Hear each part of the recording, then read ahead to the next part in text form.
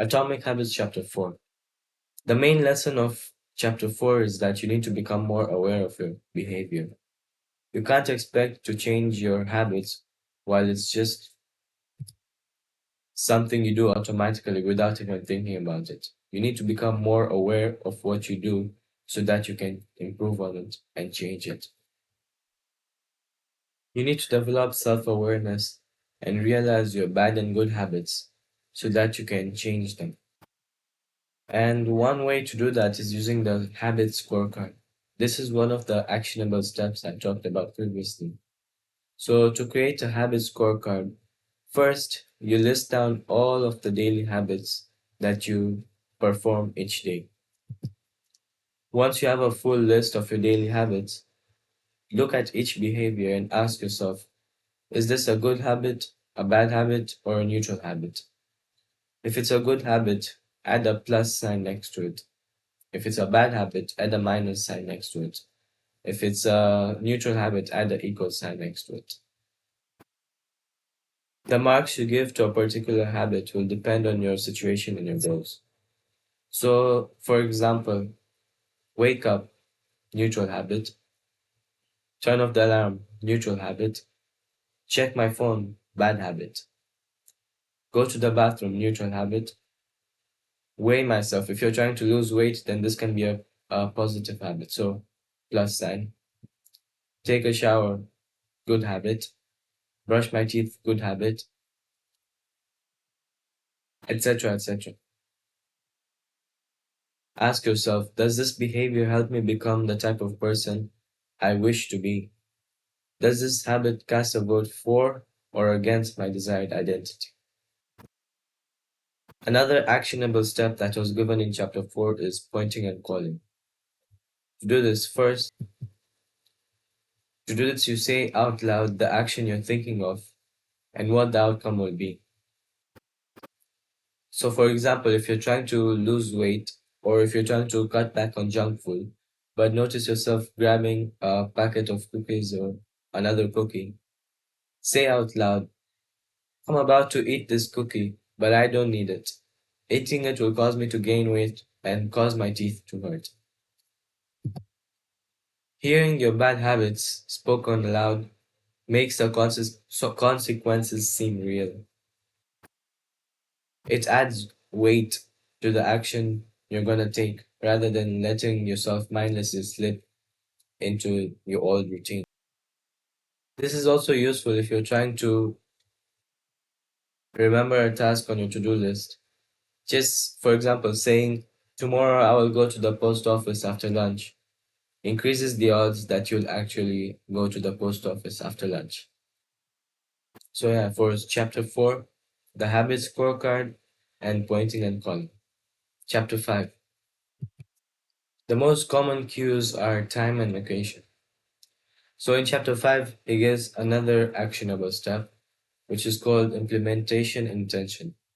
So the format for creating an implementation intention is when situation X arises, I will perform Y. Or in terms of habit is I will behavior at time and location this. So for example, I will work out at 8 in the morning at home.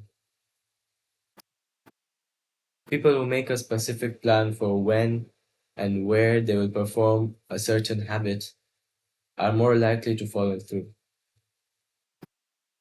Many people think they lack motivation when what they really lack is clarity. It's not always obvious when and where to take action. You have to have these basic details figured out so that you can be more likely to take your good habits, like to do your good habits. And the goal is to make the time and the location so obvious that with enough repetition, you get an urge to do the right thing at the right time, even if you can't say why. So if you constantly do it at this time, at this location, then immediately when the time and the location come in place, you get the urge to do it. That's the goal in terms of good habits, of course. Another actionable step that he gave in chapter 5 was the habit stacking. Habit stacking is a special form of implementation intention, but rather than pairing your new habit with a particular time and location, you pair it with a current habit. So the formula is after current habit, I will new habit. So for example, after I pour my morning cup of coffee, I will meditate for 60 seconds. Or after I meditate for 60 seconds, I will write my to-do list. Or after I write my to-do list for the day, I will immediately begin my tasks. The key is to tie your desired behavior with something you do each day. So that whenever you do your current habit, you get the urge to do the new habit that you desire to do.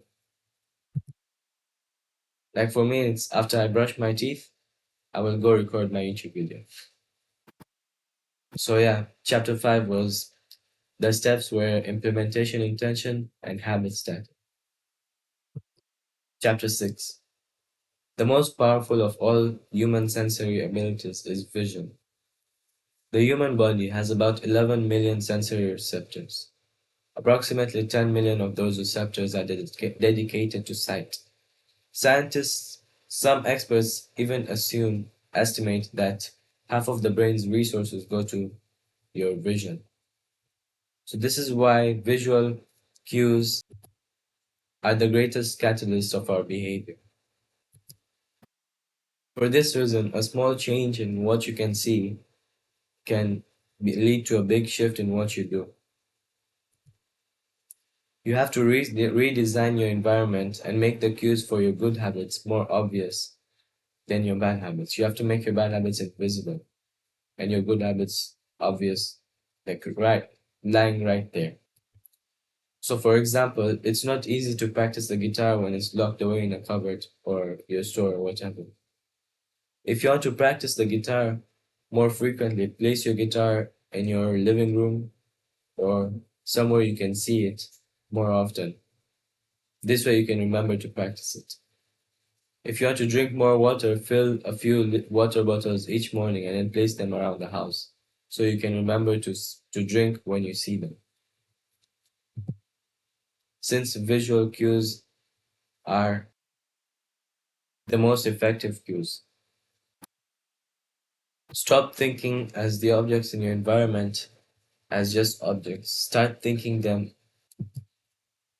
about it as filled with relationships. So, for example, for one person, her couch is the place where she reads for an hour each night. For another person, the couch is where he watches television and eats a bowl of ice cream each night. When you can't manage to get to a entirely new environment, you should redefine or rearrange your current environment to create separate spaces for what you do. So, for example, you can create a separate space for work, study, exercise, entertainment, cooking, whatever. But what the author recommends is that one space, one use. So, whenever possible, avoid mixing the context of one habit with another. When you start mixing contexts, you start mixing habits. And the easier ones usually win. Like focus comes automatically when you are seated at your desk. But if your desk is where you also watch Netflix or something else, then watching Netflix would be easier than working, and you'll be more tempted to watch Netflix than work. So one space, one use. Another example is that sleep comes quickly when it's the only thing you do in your bedroom. If you do anything apart from sleep, like watching TV or playing with your phone, then you won't be sleeping. You'll be more tempted to do the other thing than sleeping. So yeah, design your environment so that you can make the good habits more obvious and create different spaces for different uses. Remember, one space, one use.